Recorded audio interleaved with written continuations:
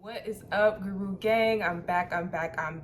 Girl, if you have been a part of the Guru Gang, you already know what time it is. This is going to be my review of the new Kayali Vanilla Royale perfume. Yes, if you guys follow me on social media, you know I have been super hype about this, and it is literally all over social media right now, you guys. So if you are new here, girl, welcome to my channel. If you vibe with me, please go ahead and take 2 seconds to look to your bottom right and make sure you hit that subscribe button. But without further ado, without too much talking, y'all, let's just go ahead and jump into this review. So y'all, I got this fragrance like the day after it launched. So I've had it for a few days now. I've been wearing it to work literally the past 2 to 3 days, really testing it out, getting to know this fragrance.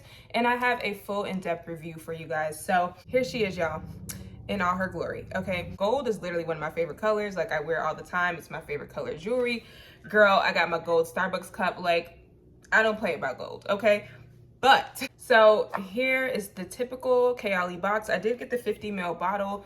I did not get the 100 ml bottle just because all of my other Kayali fragrances are 50 ml bottles. And just for the purposes of my collection, I like for everything to be like the same look across the board. So that's why I just got another 50 ml, but this is a limited edition release. So if this is something that you guys are interested in, I do recommend you guys shop on Huda's website if you want the 100 ml version, because the last that I checked, Sephora was not selling a 100 ml version of this. I don't know if they just aren't going to or what, but last time I checked, they only had the travel in the 50 ml. So y'all can't actually tell on camera, but this bottle, if you hold it up to the light, you can actually see how much juice is in there. So I've put a good like inch worth of a dent in here, honestly. And like I said, I've been testing it out, wearing it. So I love that she started putting the notes on the back of the box. Like, I'm super into that. So if you don't know what the notes are, the notes in Vanilla Royale are vanilla sur absolute, golden rum, creme brulee, brown sugar, royal oud, and sugar patchouli. And this is basically supposed to be an intense version of Vanilla 28, or that's kind of how it was marketed. But it definitely is a different scent for sure. Let me just start with the openings. I did grab 2 fragrances that this scent literally immediately reminded me of. My expectations of the fragrance, I wasn't expecting it to be super gourmand, because I think I've gotten to the point with Kayali scents. I have quite a few Kayali scents, and I think I've gotten to the point where I understand her market, I understand her target audience, I understand what type of fragrances she creates. So even her gourmand fragrances, they aren't like gourmands that are gonna smell 100% edible, right? The thing that I appreciate about Kayali and her brand and just the juices that she creates, I appreciate that she's very true to her Middle Eastern roots, and she's very true to that type of niche fragrance smell. So if you like the oudy, slightly spicy, slightly smoky, slightly, you know, there's something a little earthy or different about them to where it's not like a mass crowd pleasing scent, I would say. That's what I do really appreciate about her scent. So I did have hopes that this would be a little bit more gourmand. I also wasn't expecting that because I kind of have an understanding of what type of fragrances she creates at this point. So I already knew this wasn't going to be like just a basic gourmand scent, and it's definitely not. The opening of this scent reminds me so much of Mugler's Angel. As you guys can see, I literally have barely a dent in this. And the reason that I don't really wear Angel anymore is the first time that I purchased this, or I picked this scent up, it was like in the beginning of my fragrance journey, and I was like literally wearing it all the time. But this definitely has a super heavy patchouli, sugary, sweet note in it. And I definitely get that same vibe in the opening of this. This definitely gives me a very similar vibe as, you know, Mugler's Angel, with that super sharp, sweet patchouli note in the opening. But I will say the difference is with Angel, which this is another reason why I don't wear it anymore, but unfortunately, right after I decluttered, like, I had a bottle of this that I decluttered, because it was literally like 8 years old and the juice had turned brown, and I just was not reaching for it anymore. But basically my parents re-gifted me this because they remembered it was my favorite scent at one point, and they saw it was not in my collection anymore. So they bought it for me again. So I have it in my collection, but honestly, I'm probably gonna give it away at some point because I just don't wear it. I wore it out, girl, and now I just am tired of that scent. I literally have not reached for it in so long. But back to Vanilla Royale. So this definitely takes that. It can be a little sharp, I will say.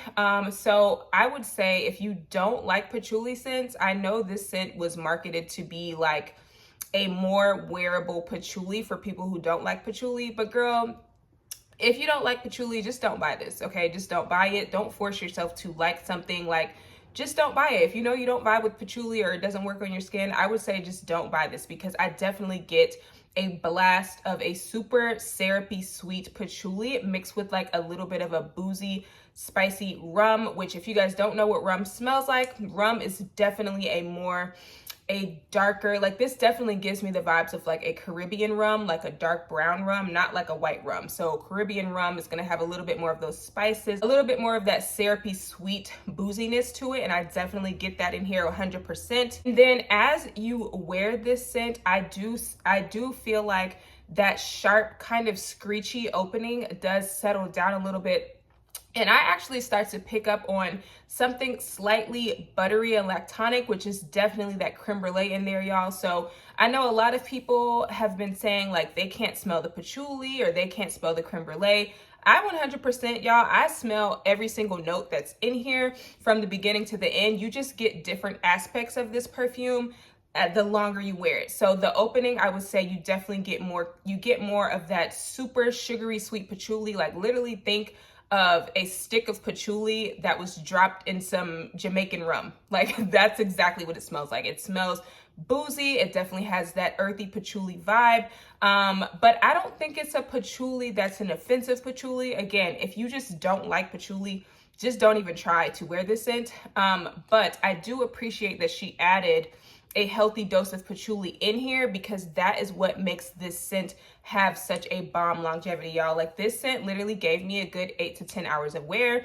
So I definitely think this is her hearing our feedback in regards to a lot of her scents not having a lot of great longevity. And then as far as the sillage, for me, this definitely gives me a nice arm's length, like little scent bubble.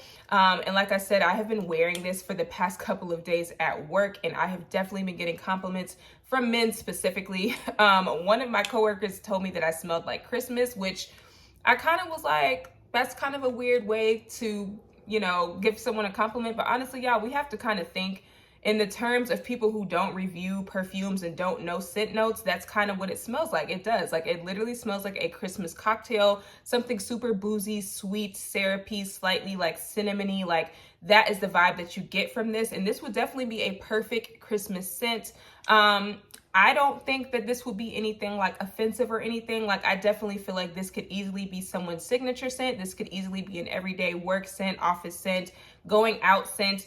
And most importantly, I know that most of Kayali's scents are marketed to be layerable scents, like, you know, scents that you can add into different things. She marketed this one more specifically to be a standalone fragrance. And while I do feel like this fragrance could stand on its own, I also think this is a great layering perfume because of that longevity aspect, because it has such a pronounced type of scent profile. Like this is definitely a more, I would say almost ambery floral, not floral, I would say this is more of an ambery woody gourmand scent, and those types of scents just have bomb longevity. So if you have a scent in your collection that you feel like is a little too basic or too light, like this is definitely a great base layer for any type of perfume combo that you plan on doing. If you just want to add something a little bit more luxe to your perfume combo, because let's talk about it, y'all, we all layer these days. Like none of us want to smell like the next person, and you know, we are literally always layering things. So this is definitely going to be a layerable staple for me and my collection. But back to how the scent itself smells, you guys. So once you get past that opening, I would say maybe 30 to 45 minutes into wearing the fragrance, I start to pick up on something a little bit buttery. I'm definitely picking up that creme brulee where it's like, it's super sweet, but I'm getting something a little bit buttery at the same time. So I'm thinking that is that like creamy custard type of vibe that you get from a creme brulee. It just starts to develop the longer that you wear it. I definitely don't lose that patchouli. I definitely don't lose that rum, but it does, that sharp kind of screechiness goes away as it dries down, and it just gets sweeter and sweeter. And it definitely starts to develop more into that vanilla 28 crystallized brown sugary type of sweetness in the base, like once it fully dries down, and it just turns into something like syrupy sweet, but it still has that like woody, oody type of vibe. I would say, y'all, if I was comparing it to other fragrances, I would say in the opening, it reminds me a lot of Angel. It reminds me a lot of that because it has a very, very heavy, sweet, sugared patchouli presence in that opening. And then as it starts to dry down and get into the heart notes, I definitely get a lot of Invite Only, where Invite Only has that ambery, like resinous feel, that sweet, sugary, sweet type of feel. Like there's honey in here. I'm pretty sure there's like rum or tobacco or something in here as well. So it's got that resinous type of vibe that is also in this guy right here.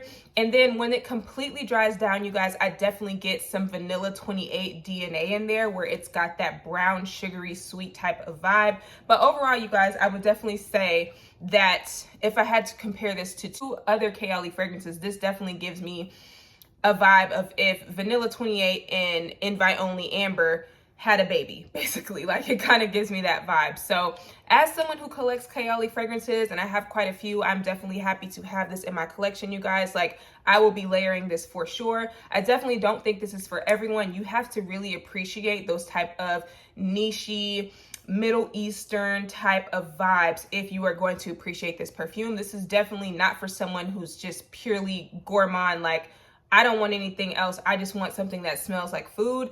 This is not that, girl. Like, I do get some gourmand tidbits here and there, that rum, you know, and that sweet patchouli, that creme brulee. But overall, you guys, this is definitely a more perfumey gourmand, and I definitely appreciate that she does that, because again, Kayali fragrances are they're targeted for a specific audience. I definitely don't think they are mass crowd pleasing scents. But again, if you are someone who's in the niche collector world and you love those types of scents that have things like oud, have things like patchouli, and just have kind of a luxe, like Middle Eastern vibe, then you will absolutely love this perfume. And a lot of people who are into that are loving this perfume, you guys. So again, this is not blind buy safe. I don't know if Sephora is going to be carrying this in store. I'm really not sure because I got this online.